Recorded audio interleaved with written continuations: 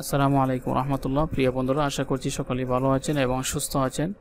আজকে আমি যে বিষয়টি নিয়ে আলোচনা করব সেটি হচ্ছে প্রাইমারি তৃতীয় দফের ফলাফল প্রকাশ নিয়ে অবশেষে হাইকোর্ট গত 28 আগস্ট 2024 রোজ বুধবার রায় দিয়েছে। এই রায় অনুযায়ী তৃতীয় দফার ফলাফল কী হতে পারে আমি আপনাদের সাথে সর্বশেষ নিউজটি শেয়ার করছি। চলুন তাহলে শুরু করা যাক। 18তম নিবন্ধনের ফল প্রকাশ নিয়ে যা বললেন পরীক্ষা মূল্যায়ন শাখার পরিচালক। বেসরকারি শিক্ষক নিবন্ধন ও প্রত্যয়ন কর্তৃপক্ষের এনটিআরসি পরিচালক পরীক্ষা মূল্যায়ন ও প্রত্যয়ন মোহাম্মদ আব্দুর রহমান বলেছেন, আমরা চেষ্টা করছি দ্রুত ফল প্রকাশ করতে। খাতা পাঠানোর প্রক্রিয়া শেষ হয়েছে, আশা করছি সেপ্টেম্বর মাসের শেষ দিকে ফল প্রকাশ করতে পারব। তিনি বলেন, গতকাল বুধবার খাতা পাঠানোর প্রক্রিয়া শেষ হয়েছে। খাতা মূল্যায়নের জন্য পরীক্ষকরা 30 দিন করে সময় পাবেন।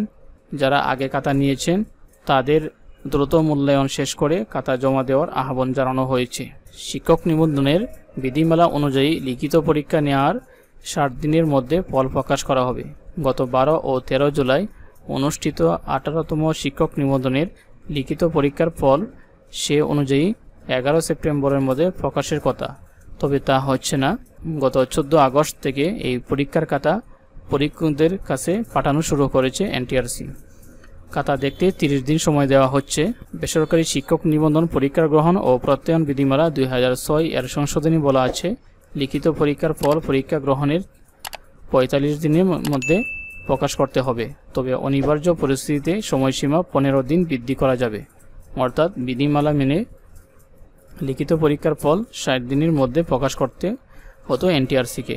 তবে করোনা মহামারীর কারণে পরিবর্তিত পরিস্থিতিতে 16তম শিক্ষক নিবন্ধন পরীক্ষার ফল বিধিমালা মেনে প্রকাশ করা হয়নি। গত 15 মে 18তম শিক্ষক নিবন্ধনের প্রিলিমিনারি পরীক্ষার ফল প্রকাশ করে এনটিআরসি। এতে গড় পাশের হার 35.80%। প্রিলিমিনারি পরীক্ষায় স্কুল ও কলেজ পর্যায়ে মিলিয়ে পাশ করেছিলেন 4,79,981 জন চাকরিপ্রার্থী। গত 12 ও 13 জুলাই লিখিত পরীক্ষায় অংশ নেন এই প্রার্থীরা। তো প্রিয় বন্ধুরা, আপনাদের ফল দ্রুত সময়ের মধ্যে প্রকাশ করা হবে। সর্বশেষ আপডেট হওয়ার সঙ্গে সঙ্গেই আমি আপনাদেরকে জানিয়ে দিব। তো এটাই ছিল আজকের মতো ভিডিও। আজকের মতো এখানে শেষ করছি। আল্লাহ হাফেজ। আসসালামু আলাইকুম।